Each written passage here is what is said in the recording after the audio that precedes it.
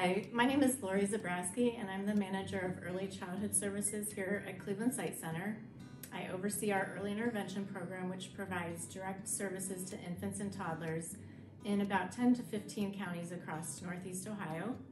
I collect and report data to our current funding source, which is the Ohio Department of Developmental Disabilities, and I partner with all of the county boards of developmental disabilities and the early intervention system of county managers across Northeast Ohio to deliver coordinated and collaborative services to children that we often are both serving. So what is early intervention? So early intervention at Cleveland Sight Center is a program to help the infant or toddler with vision loss and their parents or caregivers to achieve the best outcomes for the child's development, helping the parents to learn the skills and strategies unique to their children's needs, and helping the child maximize the use of his or her vision or develop skills to compensate for severe vision loss. So the first 3 years of a child's life are a critical time, but also an incredible opportunity to build a foundation upon which all future growth, learning, and development is built. So our early intervention specialists equip parents and caregivers with the key insights, knowledge, resources, and instruction to help them navigate the challenges of parenting an infant or a toddler with vision loss. So every child and family situation is very unique. We see some children for whom vision loss is their only medical condition. However, most of our families' children actually have multiple and complicated medical conditions. And we may need to be, we have to be able to approach them with the respect and the amount of support to fit the needs at the time of what they're going through. So it's a very emotional job for our staff, as they're sometimes spending the first 3 years of a child's life with that family in their home, visiting generally once or twice a month, but sometimes more than that. And they're sharing the joys of the child's progress, and sometimes they're sharing the anguish of setbacks, and even tragically, the loss of a child. But we're there supporting those families in every scenario. So our early intervention specialists are typically traveling throughout more than one county in a day, visiting families primarily in their homes, but we also often make visits at a child's eye doctor appointment, physical therapy or occupational therapy appointments, and on rare occasions we may even see a child while they're in the hospital. Our staff are also often educating our colleagues in the medical field to help them make adjustments in their practices as it relates to the child's vision loss. And so we've always needed to know about the vision loss that's caused by traditional structural problems of the eye. So children may be born with conditions that deal with the optic nerves being too small, missing or damaged parts of the eye, cancerous tumors behind the eye, or many other conditions. However, in recent years, due in large part to the increasing survival rates of very premature infants, and that means some children surviving being born at as early as 22 weeks gestation, there's been a huge growth in the amount of vision impairments caused by damage to the brain or other neurological conditions. So in these conditions, it's not that the eyes can't see the images, but it's more of a problem of the visual processing part of the brain that isn't able to make sense of them. So therefore, our early intervention team really needs a wide range of training and expertise in order to support infants and toddlers that have a wide variety of medical conditions. So how do we accomplish this?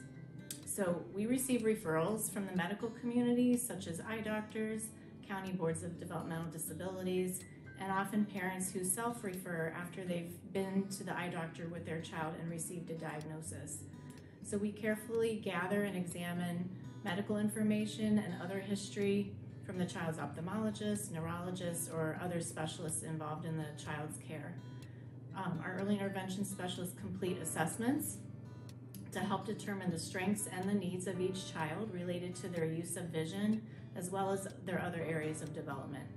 And then together with parents, we develop a formal plan for intervention based on the assessment of that child. We focus on what outcomes the parents want to work on, what their priorities are, and what do they want to see their child doing in the next 6 months. And once that plan is developed, our staff get creative and they roll up their sleeves, making all kinds of things for the children in their home. They're often donating or loaning things that they customize for the specific needs of that child. So they get very creative and very involved in those children's lives. While we're working on addressing the needs of vision loss for the child and the family, we're also collaborating with our local county boards of developmental disabilities and their teams to provide comprehensive services to our families.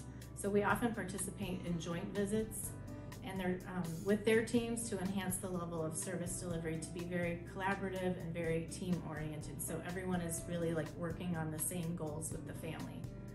So I'd like to give you just a few examples of how our staff may be doing that and maybe giving some assistance to parents.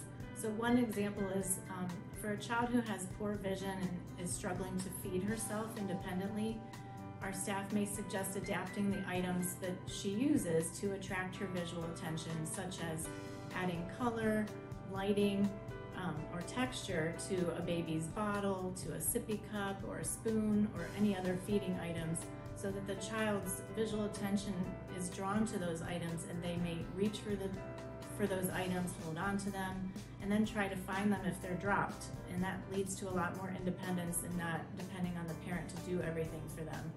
So our staff are often getting very creative in making those little unique adjustments to what the child needs.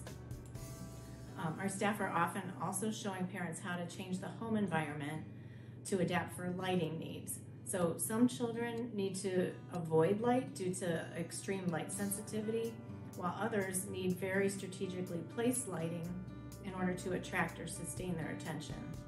So when these changes are made to adapt and make the child's environment more accessible to the child, then they're more likely to engage in play and other activities to help all of their development progress.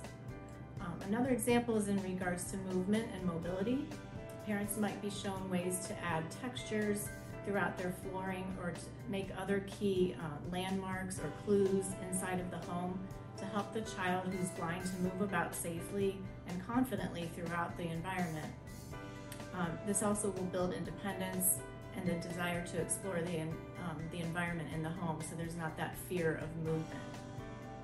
My last example is that I had the privilege of being present when one of our staff set up a very special darkened area of a room and used a flashlight to shine on a glittery toy and took the time to position the baby in just the right way, asked everyone to be silent so the baby could really focus, and we all waited in silence.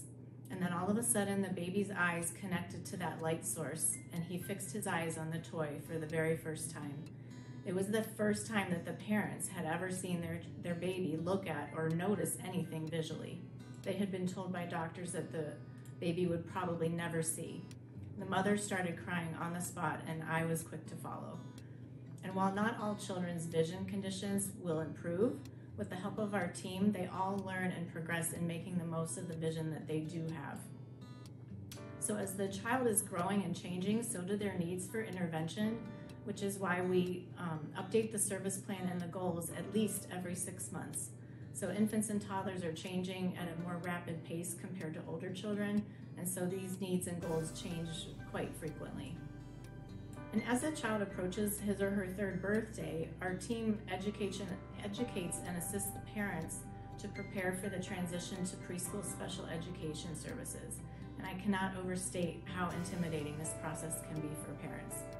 Early intervention services end on the child's actual 3rd birthday, no matter what time of the year it occurs, and services for special education become the responsibility of their school district at that time. So this is a huge shift from the comfort of specialized services being provided in the family's home, with the parents having built relationships with our staff, relying on them for their expertise and support for those first 3 years. Our team supports the parents through this transition. We collaborate with every school district across Northeast Ohio. We provide critical input to the preschool special education teams to help them develop the child's first IEP, which is a legal document that indicates what services and instruction has to be provided by the district. And parents are often overwhelmed by this process and don't fully understand their rights. School districts often do not know how to work with a child who's visually impaired or blind. So this is another very critical service that our early intervention team provides. And in conclusion, early intervention services at Cleveland Sight Center focus on helping infants and toddlers with mild to very severe vision loss and their families, and creating the best outcomes for the unique needs of each of those children. We closely collaborate with the statewide system of early intervention, which is operated by the Ohio Department of Developmental Disabilities. This is a very large system of services for infants and toddlers with every kind of developmental delay or disability, not just vision loss. So these partners include all of the county boards of developmental disabilities across Northeast Ohio. And this is a big part of my role in building and maintaining positive and mutually beneficial partnerships with each county. So when I reflect on Cleveland Sight Center's mission, I'm both proud and humbled in knowing that early intervention is truly that first seed planted of education and empowerment, not only for the child, but for the entire family. Parents learn that there is hope, that their child will learn, but will learn differently, and we help plant that seed of hope and possibilities.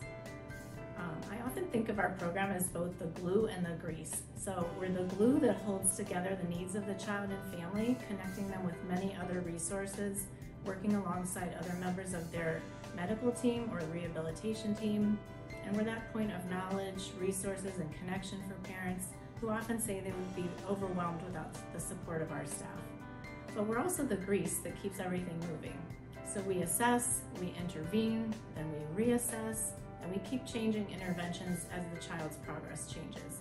What we do with families is never static, and we educate and prepare parents for that time when they're going to leave early intervention and move on to, most often, their preschool special education programs in their own school districts. So Cleveland Sight Center has been providing early intervention for decades, and we currently serve around 200 families each year. And it's a privilege for myself and my team to be entrusted with guiding parents through these first 3 critical years in which the foundation is established for both the child's success and the family's hope for what is to come. Thank you so much for your interest and for your support of Cleveland Sight Center.